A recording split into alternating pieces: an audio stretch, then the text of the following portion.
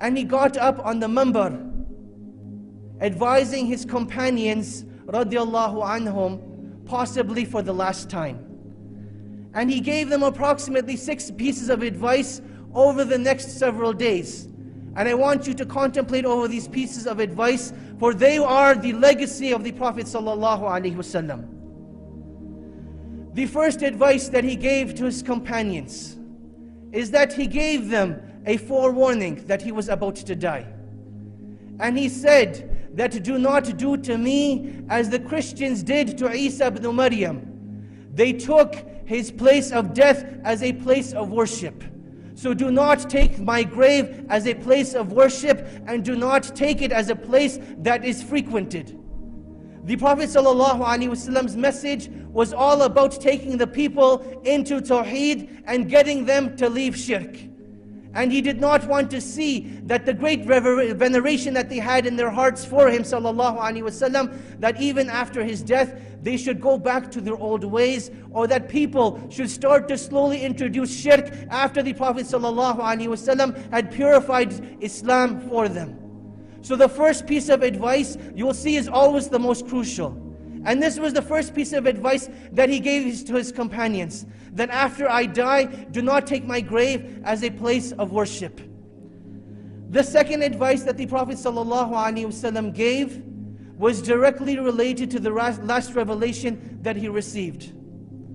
The last revelation that the Prophet ﷺ received, contrary to common notion, was not Al-Yawma Akmaltu Lakum Dinakum.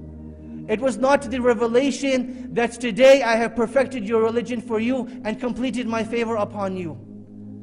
But rather the last revelation that was given to the Prophet ﷺ was وَاتَّقُوا يَوْمًا تُرْجَعُونَ فِيهِ إِلَى اللَّهِ ثُمَّ تُوَفَّى كُلُّ نَفْسٍ مَا كَسَبَتْ وَهُمْ لَا يُظْلَمُونَ.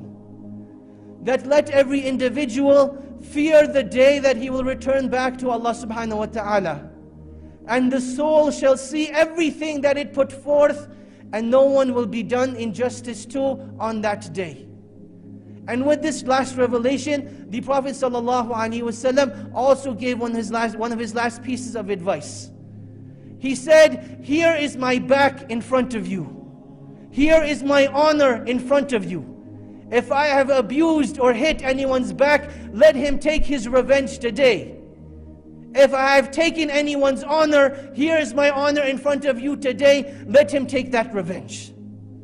The Prophet ﷺ, implementing that verse of Allah subhanahu wa ta'ala, that you want to set your record straight before you leave this dunya. You don't want to show up in the akhirah owing anyone some sort of debt, whether it be tangible or non-tangible. And the Prophet ﷺ implementing that advice by himself foremostly. Brothers and sisters, this is an advice that we need to take very personally. That in our lives, we will always have wronged someone, whether we realize it or not.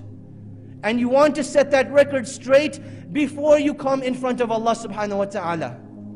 Because in this dunya, you can seek forgiveness. In this dunya, you can apologize. But once you show up in front of Allah subhanahu wa ta'ala, the only thing that will be left is your deeds. There will be no apologies, there will be no sorries.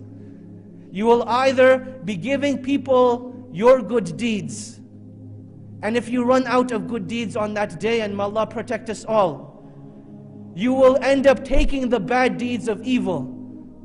You will end up taking the bad deeds of other individuals, and that is how justice will be done on that day. And the Prophet ﷺ implemented that very last commandment of Allah subhanahu wa ta'ala. On the third advice that the Prophet ﷺ gave to his companions, he said, in my life, I have made many covenants and I have made many agreements. So honor my word and live up to those covenants and live up to those agreements. And I have left you with something. If you were to hold on to it, you will never go astray. Indeed, that is the book of Allah subhanahu wa ta'ala, and that which is similar to it, my sunnah. On the third advice the Prophet ﷺ gave to his companions, he advised them that the Messenger of Allah ﷺ was not something that we just claim to love. He was not just an individual that we claim to honor, but rather it is the obligation upon every Muslim that any word the Prophet ﷺ gave, the Muslims have to honor that word. And the Prophet ﷺ told us that in order for us to remain guided, in order for us to remain upon the straight path, we must stick to the book of Allah subhanahu wa ta'ala and to the sunnah of the Prophet sallallahu alaihi wasallam. For indeed, revelation came down for the sake of guidance, and it came down for the sake of unity, and it came down to solve all of our problems. And it is only when we distance ourselves from the book of Allah subhanahu wa ta'ala and the sunnah of the Prophet sallallahu alaihi wasallam that problems start to occur and they start to manifest themselves. And the solution to all of those problems is always going back to the book of Allah and the sunnah of the Prophet sallallahu alaihi wasallam. And rather it is a fundamental pillar of our iman in Allah subhanahu wa ta'ala that we resort all of our differences to the book of Allah and the sunnah of the Messenger sallallahu alaihi wasallam. And then the Prophet sallallahu alaihi wasallam, he went on to give his last advice to the ummah.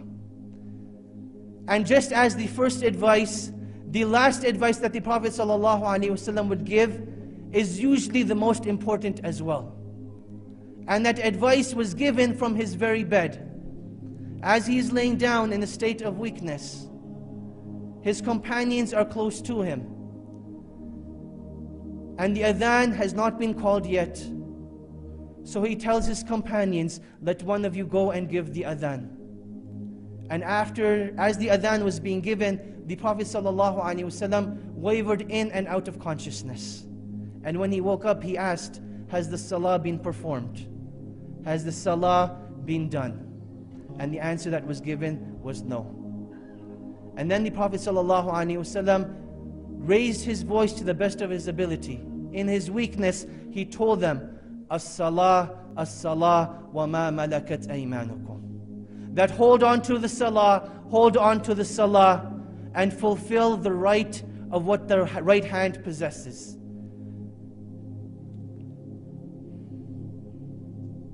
The salah, my brothers and sisters, was the final command that the Prophet ﷺ gave to this ummah. And he commanded this ummah to hold on to it for dear life. That as his very last advice, he said, hold on to your salah and guard that which the right hand possesses. We all know what the salah is. And as we're going to come to see, this was the farewell advice of the Prophet ﷺ, and in fact his legacy. And we will want to implement that legacy, so please pay attention to this last advice. That guard your salah and that which your right hand possesses. Scholars have actually differed as to what the Prophet ﷺ meant when he said that which the right hand possesses. If you were to look through the Quran, when Allah subhanahu wa ta'ala talks about salah, it is usually zakah that is accompanied with it. It is usually the zakah that is paired together with salah. So quite a few of the scholars said that it was protect your salah and protect your zakah. That was the farewell advice of the Prophet sallallahu alaihi wasallam. Another group of scholars, they said when Allah subhanahu wa ta'ala talks about that which the right hand possesses, he is actually referring to the slaves. That guard the rights of your slaves, show mercy upon them, do not oppress them, do not show any injustice to them. And Allah subhanahu wa ta'ala knows best, but the more applicable advice is the more general advice. And that was guard your salah and guard your zakah. And if you hold on to those, then you would have fulfilled the legacy of the Prophet sallallahu alaihi wasallam.